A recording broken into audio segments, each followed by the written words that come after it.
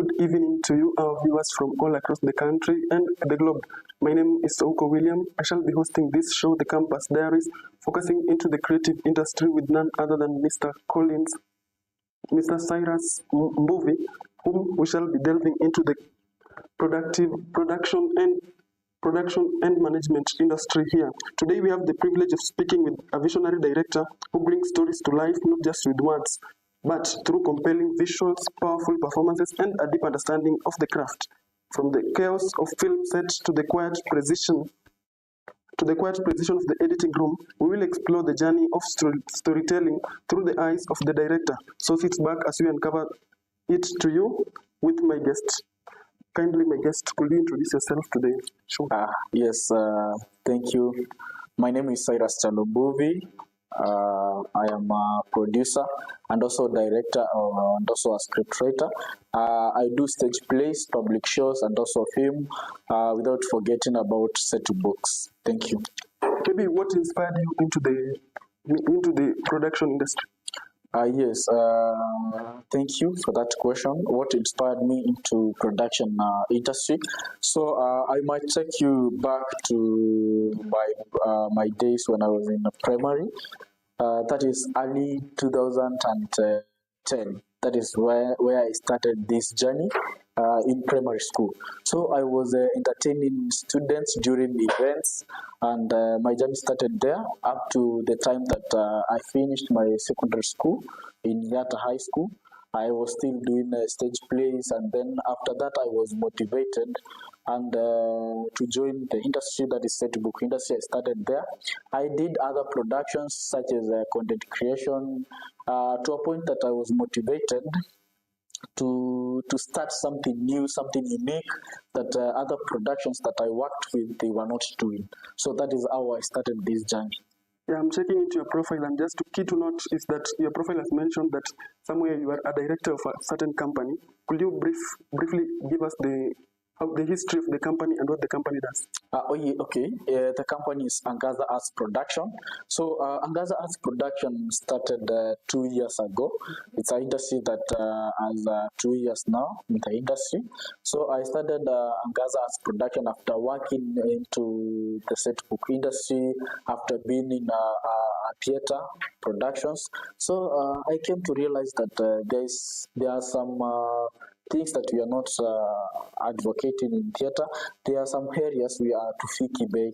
So that is where the idea of starting Angaza Arts Production, and as the name suggests, and even our motto is we justify arts. So we try to do something that others cannot do. So that is where Angaza Arts Production started. And it is has been 2 years now doing productions, that is stage plays. Last stage play, that is public show, we did it was called The Lost Coin. We did the production in Embu Talents Theatre, and naweza kuambia my interviewer haijaikuwa hakuna stage yote ishaiwekwa pale ikakuwa na crowd venye ilikuwa. So that was the best production on November 2nd of November last year. Up to today is ranked as the best production that we have ever done in Ouko Town. Yeah, so Angaza has been there for about 2 years, let's say so, because it's believed starting a production industry works through a journey as you have elaborated to us. Yes. And could you walk us through your typical production process through the concept to final cut? Okay. As I started the production, I had only idea. There was nothing else. So I started the production with the idea of starting production and maybe focusing on doing film production, doing commercial adverts. So after starting the journey, I did many things, and to some, nilikuwa na fail. And after failing, it is from failing that you have to learn, and we normally learn from failures. So after failing several times, I tried content creation, I tried films, I tried many things without succeeding, but finally I came to succeed. So I started the production in producing set books. I also did some commercial adverts, though they didn't go far, but I am there trying to advance. So the company is doing well. We produced several shows last term in high schools. We happened to produce the best show, that is the Lost Coin, last year, and we are also preparing to bring another show that is on September this year. Yes. Could you brief us about the show, Amayo? You can talk about. Yes, I can talk about the show. It will be a very big show. It is called Embu Theatre Festival, hosted by Angaza Arts Production. One of my vision and mission is to make the industry of theatre grow in Embu County, and that is why I'm planning to host a show and maybe call in all the theatres, calling in all the people who are in heart, to come together, we reason together, and to bring in a show that will capture all the hearts, all types of hearts, that will make the theatre industry to grow in Embu. Yeah, as my guest Cyrus has stated here, that a journey of success walks through failures and downfalls. Now let's look at it from an angle. How do you select a story or a script? Selecting a story or script, it depends on various factors. For example, before I start scripting, there must be something that is motivating me to script that thing. There must be, the script must capture something that is happening in our country. Like today, I was scripting a script that will stage this coming Saturday. This coming Saturday, we have a talent show at Nembure Stadium. So I was scripting a script. And this script, the title is The Ring of a Devil. And The Ring of a Devil is trying to advocate and trying to capture the cases of femicide that are happening in our country. I did the Lost Coin last year, November, that is on 2nd. It was capturing more of the relationships you can see nowadays in our country and in our generation. That is, we have some issues to do with the relationship. So I tried to write that, as a script writer, whatever you are writing that script, whatever you are going to stage a play, whatever you are calling people to come, sit down and watch your play, you must have an agenda, you must have a goal that you are communicating. You are trying to educate people that this is the way, this is whatever is happening, this is what people are doing. Now it is the right time we shift from doing this thing to doing the right thing. And that is the main agenda of why we write the plays, why we script. Yeah. Yes. Majorly, you focus on the current affairs affecting the country, affecting the nation, or exactly, that is where my focus is, because it is not all about calling people to come and watch. After you entertain them, you have also to educate them. You have to show them that you have to learn through whatever you are saying there. So maybe in the terms current affairs, we might be having several current affairs which are popping. Yes. We have politics, education. Where do you strike the balance to choose between education and politics? You just look at your audience. Also, your audience, the target audience determines. If your audience is maybe high school kids, you can't write a play about relationships. No, you will just write a play maybe about disciplines in high school. If your target is, let's say, the people from outside now, adults. Now you can choose who are the target, who are the main target here. Are they politicians? If the audience is politician, either direct or indirect, then I will choose to script about politics. If the audience is education stakeholders, either direct or indirect, I will choose a play that has theme that is based on education. So, to your average, which is the best audience for you?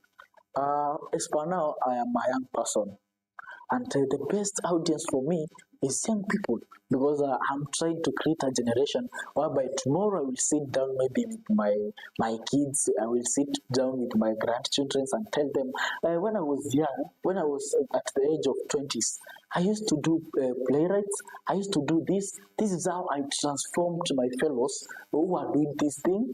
I transformed them to do something that they are doing today. I transformed them to because they were going to wrong direction, and today they are going to the right direction. Now, in the local environment, the university environment, and the nation at large, film production experiences challenges. Maybe what challenges have you encountered and how have you managed to succumb them? Yes. So the reason as to why my company has not focused more about film is because in film production there's a lot of challenges. First thing, it is costly. If today you start, you decide to produce a film, you will incur some expenses, and in return, even if you stage that film, maybe you will not get something, or you will not get whatever you aspired to get. And that is why I decided to start with the stage plays. I've ever started with the content creation. And I said, I am doing a content creation. Today I'm doing a film. I post it in YouTube, I post it in TikTok, maybe, or Facebook. But my question is, how many people are going to search that film? Who are my audience? Watu hawajui ya kaza. People don't know about Cyrus. People don't know about a scriptwriter who is called Cyrus, or director. So it means that film in TikTok or WhatsApp or any social media, it will be there for the sake of being there. Maybe my friends will view and try to post in status, but that would not help. So why don't I start to the ground, create a foundation whereby I know in Embu County, the people in Embu County know about Angaza's production. So wherever you stage or have that film in YouTube, it means even the people outside Embu County will be inspired by those who already know Angaza's production, those who are in Embu. And that is why I started with the stage plays, set book edition, and advancing now towards content creation, commercial adverts, and then finally films. This film production uses various equipments, production machines, and so on. So could you take us through the various machines, equipments, facilities that you require to produce a film? Yes, to equipments that you require to produce films, you need cameras, you need booms, you need those mics, you need lights. That is professional lights. So as a production, when you are growing, to acquire all that is a serious challenge. So wherever you are producing, and that is why I was telling you, it is costly. Because once you are producing that film, you have to go and hire all those items. You have to go and look at all those things, hire from different people. And also want to pose a challenge to the people who deal with maybe cameras, or anybody who is having a production there outside that deals with the cameras. I've been facing a challenge whereby I want to shoot a commercial advert for a certain company. I want to shoot maybe a content. So whenever I invite anybody that I think he has a production dealing with camera, he comes with only a camera. He doesn't have mic, he doesn't have light, and now that will affect the quality of what you produce. So as much as you have a camera, you maybe think of expanding your production. I am there to collaborate with you, maybe search market for you and help you, because tuko hapa tusaidiane. Don't you think him coming with a camera is financially problems like that?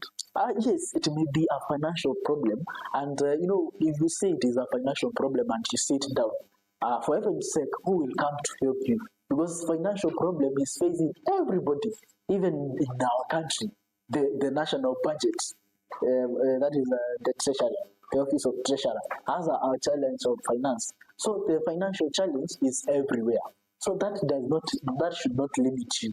You have been, as a man, you have also to achieve.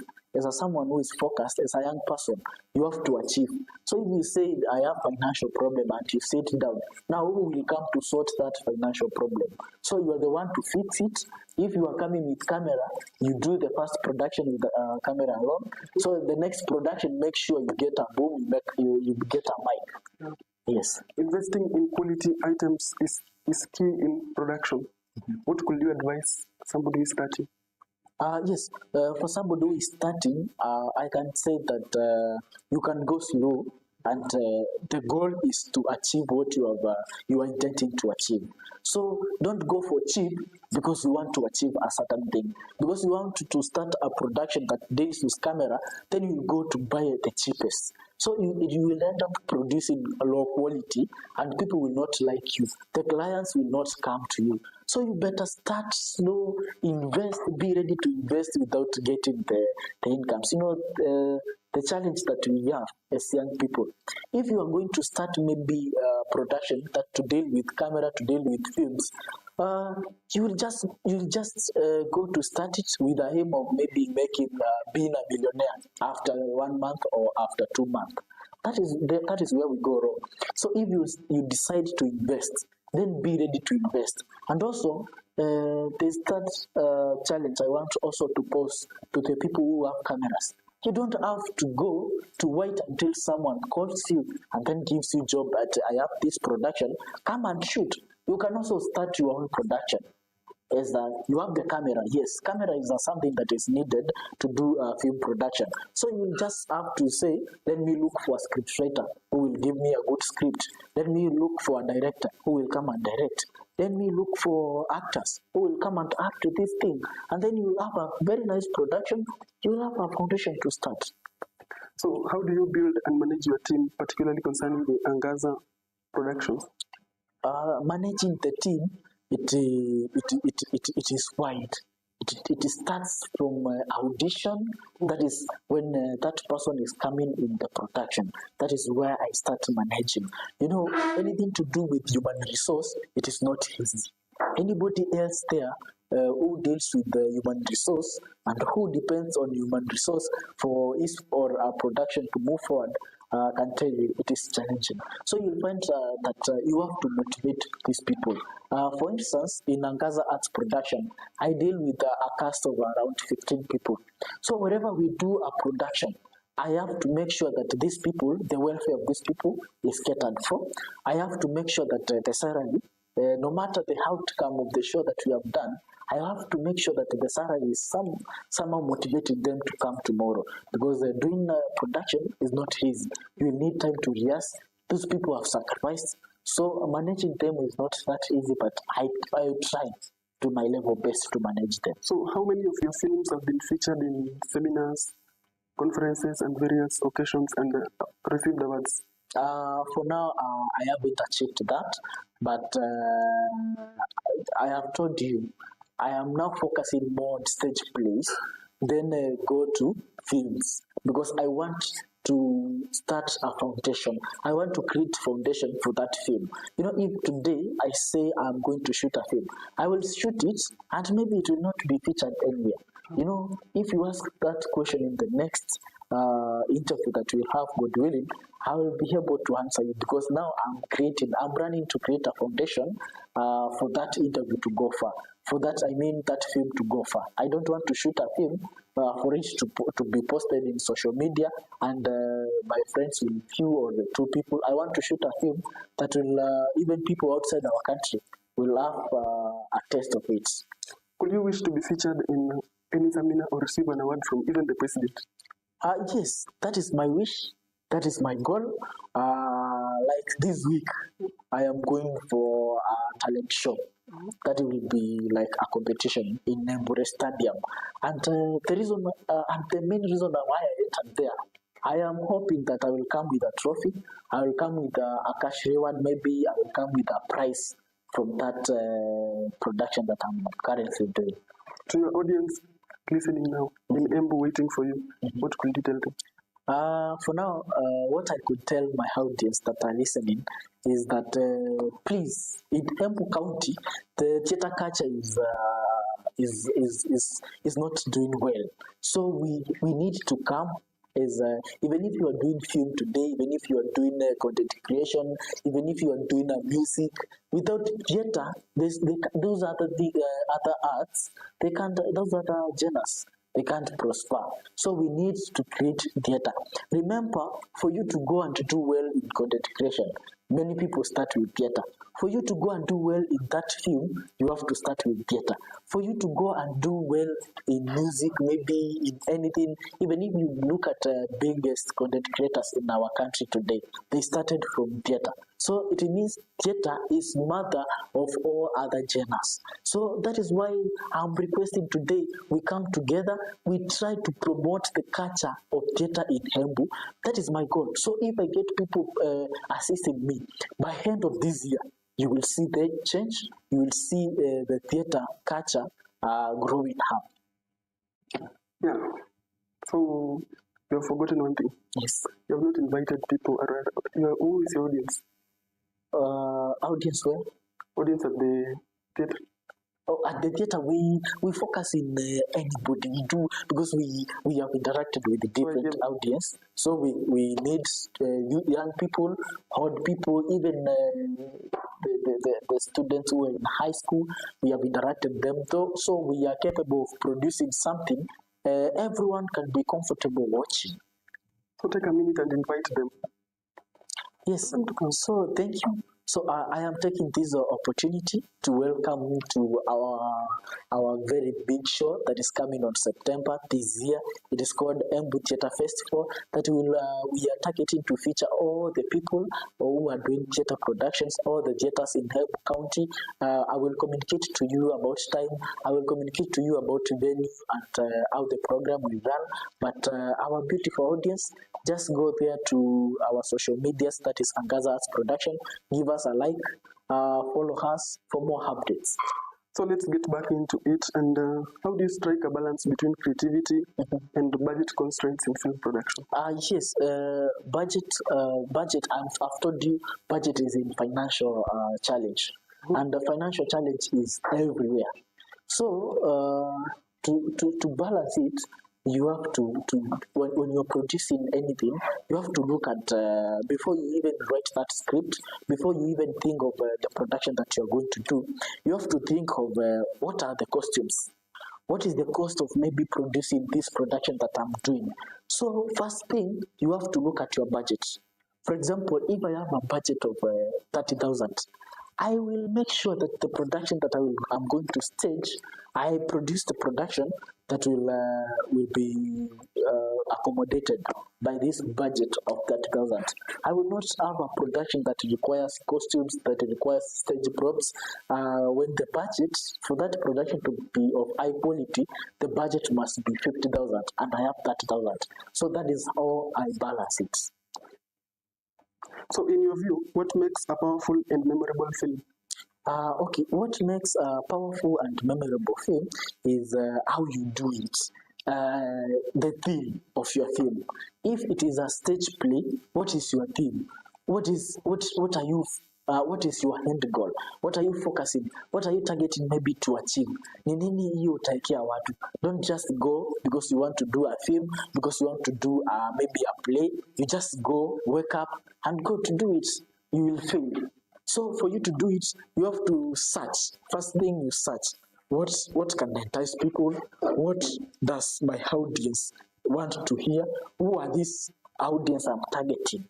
And after doing all that research, now produce something that is sweet. Presently, the country witnessed echoes of war. That was a script written by the former Senator of Kakamega County, Honorable Cleophas Malala. How could you rate it? Why did it trend? Okay, maybe the government on this side viewed it as something that was created to attack them, and the government was wrong because they are saying that Cleophas Malala brought politics in the play. So the government viewed the play also as politics. So it means the government also brought politics in that play. So what I can say, when you are dealing with the students, that is a very delicate matter. So that is something that we must not bring wars of politics. Even if we have differences, we must not. And there I was not happy. Personally, as a scriptwriter, I was not happy for when the government was going for those girls, when they were tear gassed, when they were being harassed, simply because these are students. And if you look at that play, and we wrote a script, even if today I write a script and I'm targeting to attack you, I will not go there and mention your name. I will not there and mention direct that this is the thing. So it is upon the audience maybe to interpret and see it. So it was wrong for government to interpret that they were being attacked. But the truth to be said, even if you look at the script, there was nowhere the government was mentioned. In fact, the basis of that play was the Muslim. In our country, the Muslim is not the main. Even the leader there is a Muslim. Our leader in our country is a Christian. So the government went to the wrong direction. But talking about religion, could that be masking so that first of all, not to uncover the truth? You can't say really it's masking, because I've told you wherever we are doing scripting, even if I'm trying to attack you, I will just bring a character away from you. So if you go onwards to interpret that this is something of to mask. So if I have done that masking, it means I have respect for you. So respect what I'm bringing. So the government, even if viewed that thing as masking, they could have respected the fact that scriptwriter has respected them. Hajaileta vile iko, I'm a mask. And that is what we do in script writing.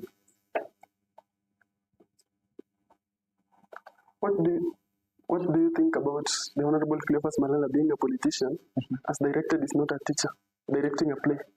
If we say about directing, I think it will be going to wrong direction if we focus on Cleophas Malala alone. Because if you look at Kagaru, the school near, that is the girls' school in Embu, Kagaru has been directed several times by Dennis Itumbi. Dennis Itumbi, for instance, is not a teacher. I don't know even whether he has a TSC number. If you go to those plays that have been produced by, in festival, many, I mean 90%, they have not been scripted by teachers. They have been scripted by scriptwriters who are politicians who do other things. So let us not focus on Cleophas Malala and forget about others. Yes. Let's now look into the role of the plays, the role of the scripts in the society. What is the major role? What's the role? Okay. The first role of a play or anything to do with art, that is, it may be a play, it may be a song, it may be a written book. The first thing is to educate society. Second thing is to warn, send a warning to society. The other thing is maybe to entertain. Remember, script writers are like prophets. Even if you look at the city books that we do in high schools, we have Samaritan. With Samaritan, actually, it is when you look at that book, it appears. It appears like it was forecasting what is happening today.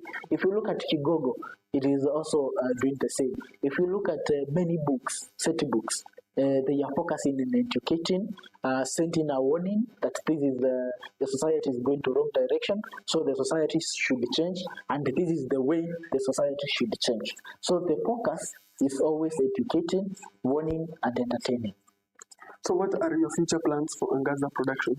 Yes, my future plans for Angaza Arts Production is to create a production that will produce stage plays, that will produce films, that will produce set book shows, and the main thing, to provide employment to young youth, to young generation. My fellow youths, I mean, because we keep on saying we have a problem, we have a challenge of unemployment, but you as an individual who are saying that we have a problem of unemployment, what are you doing to try and solve that problem? Because we are society, we are literate people who have come even to university, we have studied degrees, we have done all the things, we have attended seminars, we have learned, we have people where we are learning even direct. So after that learning, we must be able maybe to solve a problem that is rising up, like the problem of employment.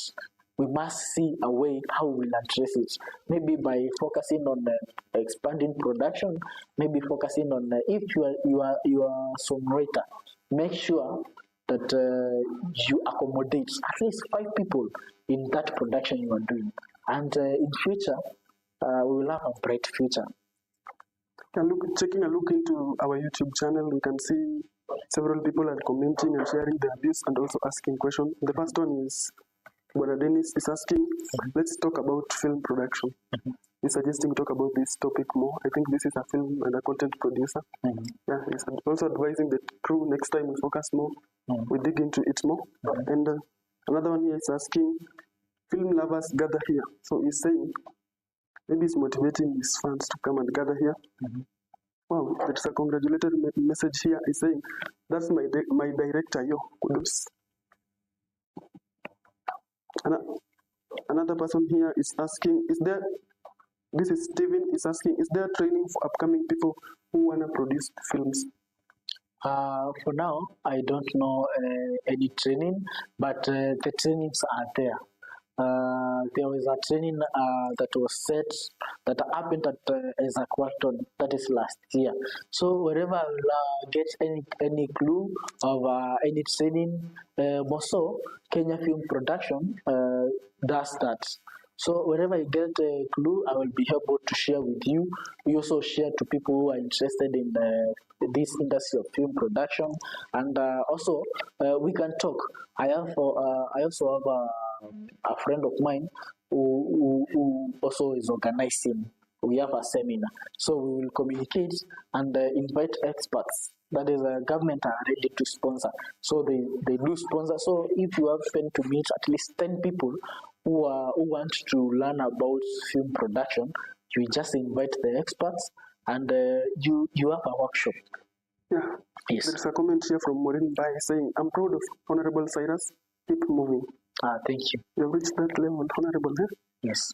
Another one from Shekaina Kyalo is saying, commenting, I'm a member of Angaza Arts Production. Congratulations, Mr. Director. Thank you. Yeah, that has been the comment section, and maybe your advice to an upcoming executive director, a film producer. Okay. What I can advise? I mean, my advice today is consistency and not giving up.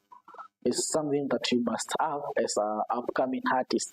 It doesn't matter the art that you are doing, whether you are doing film production, whether you are doing content creation, whether you are doing a stage play, whether you have that goal of maybe starting the production. The first thing is you must be ready to invest. Be ready to invest. You know, the problem is, and the problem that we are facing is if today I start maybe film production, I expect to produce one film, and then after 1 month, I have maybe millions of people following YouTube.